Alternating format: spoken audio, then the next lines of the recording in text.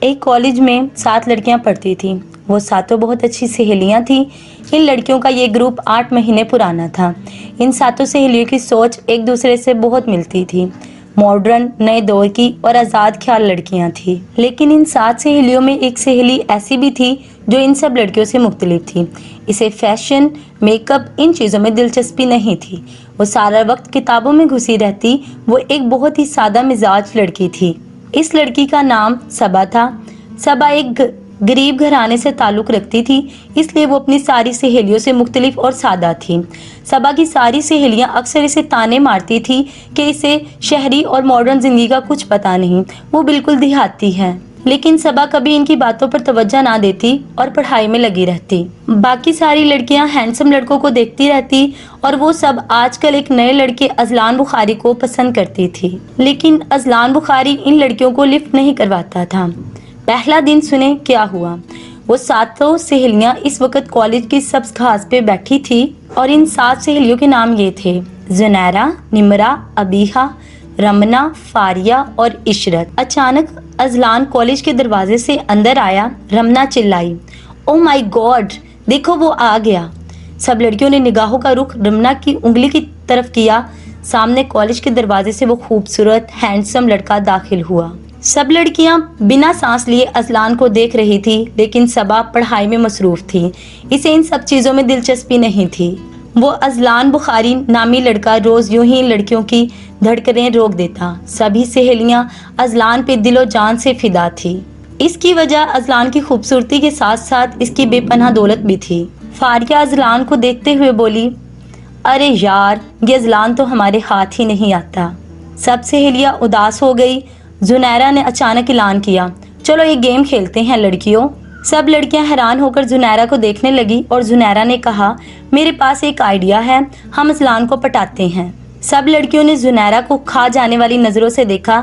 اسے پٹانا اتنا آسان تھوڑی تھا۔ عشرت رو دینے والی آواز میں بولی، مگر کیسے؟ زنیرہ نے جواب دیا، دیکھو ہم سب سہیلیاں اس گیم میں حصہ لیں گی، سب ایک ایک دن اذلان کے ساتھ گزاریں گی اور اسے اپنی صلاحیتوں سے آگاہ کریں گی۔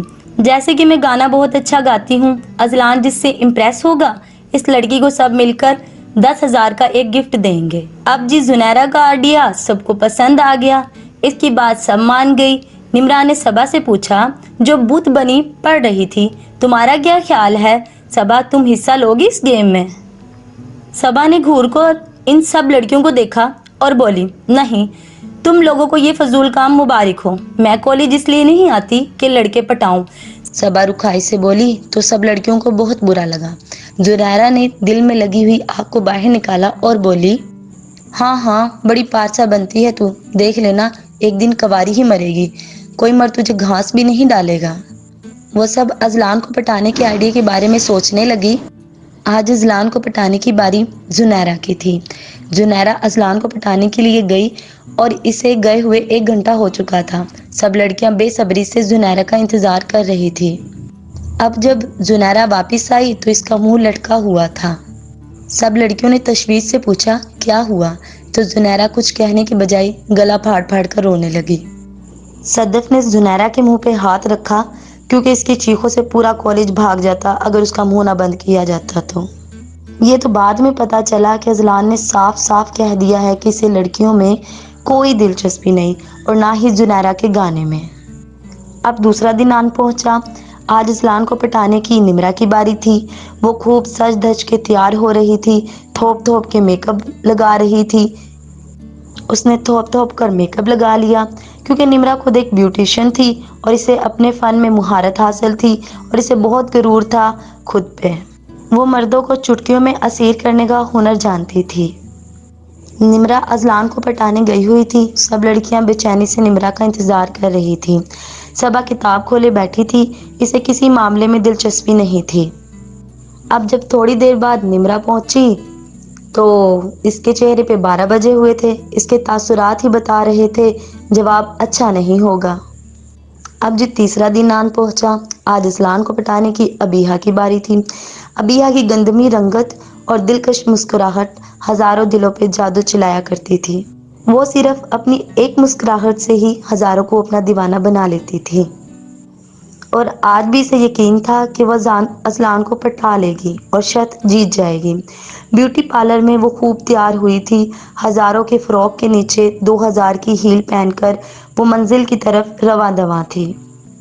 ابھی اسی طرح چوتھا اور پانچواں دن بھی گزر گیا، لیکن جب چھٹا دن آیا، جب فاریہ کی باری تھی، اور فاریہ میں کوئی خاصی خوبی نہیں تھی، لیکن وہ کافی ذہین تھی، جس کا آئی کیو لیول کافی زیادہ تھا، اور یہی وہ ہتھیار تھا جسے وہ استعمال کرنا چاہتی تھی۔ شاعری کا ایک ذخیرہ فاریہ کے پاس تھا، اور وہ بہت ساری دلچسپ علمی باتیں بھی اپنے پاس رکھتی تھی۔ اسے پکا یقین تھا کہ مرد کو صرف خوبصورتی ہی متاثر نہیں کرتی، وہ کئی اور چیزوں سے بھی متاثر ہو جاتا ہے۔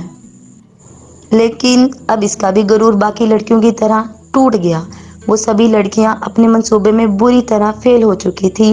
وہ سب اذلان جیسے مغرور مرد کو پٹا نہ سکی، جن کا انہیں دکھ کے ساتھ ساتھ غصہ بھی آ رہا تھا۔ اب وہ اظہار افسوس کے لیے ایک دوسرے کے کاندھوں پہ سر رکھ کر رونے لگی۔ اب جی لاسٹ ڈے یعنی کہ 7واں دن آن پہنچا۔ سبھی سہیلیاں درخت کے نیچے بیٹھی تھی اور بریانی اور کوک سبھی کے ہاتھوں میں تھا۔ غم کا جو پہاڑ ان پہ آنا تھا وہ تو آ کر گزر بھی گیا۔ آج ان ساتوں کے بیچ صبا موجود نہیں تھی۔ کسی کو وجہ بھی معلوم نہیں تھی، مگر آج وہ کالج نہیں آئی تھی، اور ویسے بھی صبا ان کے مزاج کی نہیں تھی۔ سادہ اور پرانے خیال کی لڑکی تھی، اس لیے کوئی صبا کو مس نہیں کر رہا تھا۔ اچانک کالج کے گیٹ سے صبا آتی ہوئی دکھائی دی۔ فاریہ نے ناگواری سے کہا اور بولی، لو آ گئی پینڈو صبا۔ صبا اپنی مخصوص چادر اوڑھے ان کی طرف آ رہی تھی۔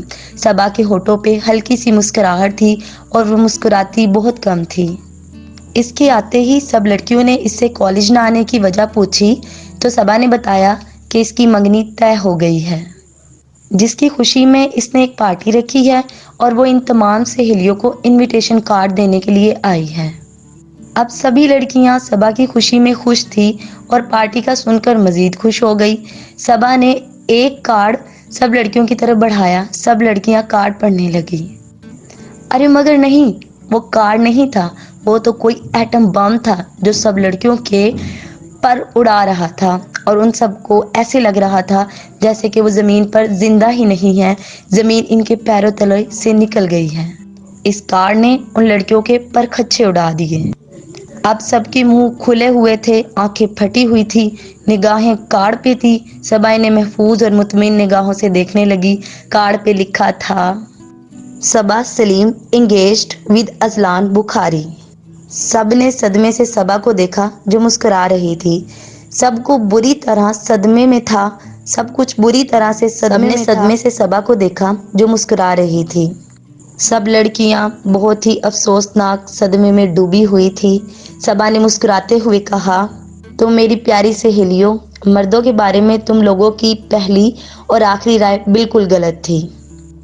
مرد صرف ذہانت، حسن اور ٹیلنٹ سے متاثر نہیں ہوتے، انہیں ایک اور چیز سب سے زیادہ متاثر کرتی ہے، اور وہ ہے عورت کی بے نیازی۔ مرد کبھی بھی عورت کے لا تعلقی برداشت نہیں کر سکتے۔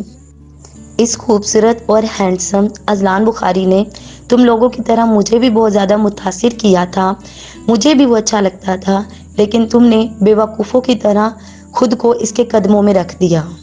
لیکن میں نے تمہاری طرح میں نے خود کو اس کے قدموں میں نہیں پھینکا، وہ خود آ کر میرے قدموں میں گرا تھا۔ جب تم لوگ اپنے اس مشن محبت میں لگی تھی، تبھی وہ روز شام کو مجھ سے ملتا، اور بات انگیجمنٹ تک جا پہنچی۔ ویسے میری انگیجمنٹ پہ آنا ضرور، میں انتظار کروں گی۔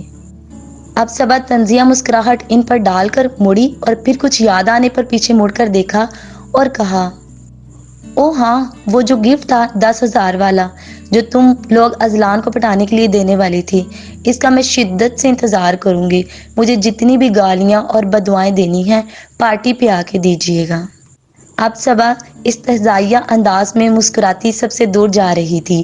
وہ سبھی لڑکیاں کھڑی اس ایک بے وقوف لڑکی کو جاتا ہوا دیکھ رہی تھی، جس کے پاس مرد کو متاثر کرنے کے لیے کچھ نہیں تھا۔ وہ نہ تو ذہین تھی، نہ خوبصورت، اور نہ ہی کوئی اور ٹیلنٹ تھا اس میں، پھر بھی وہ ان سب لڑکیوں کو مات دے گئی تھی۔ پیارے دوستوں، صابا نہ تو بھولی تھی اور نہ ہی بیوقوف تھی، انفیکٹ وہ سب سے زیادہ ذہین تھی۔ اور اب اگلے ہی لمحے اس کالج میں ایک بار پھر موت کا سماج چھا گیا۔ پورا آسمان ان بیچاری لڑکیوں کی چیخوں سے گونجنے لگا، اور یہ چیخیں اب تک کی سب سے بڑی چیخیں تھیں۔ کیسی لگی آپ کو یہ کہانی؟ اگر آپ کو یہ کہانی اچھی لگی تو تھینک یو۔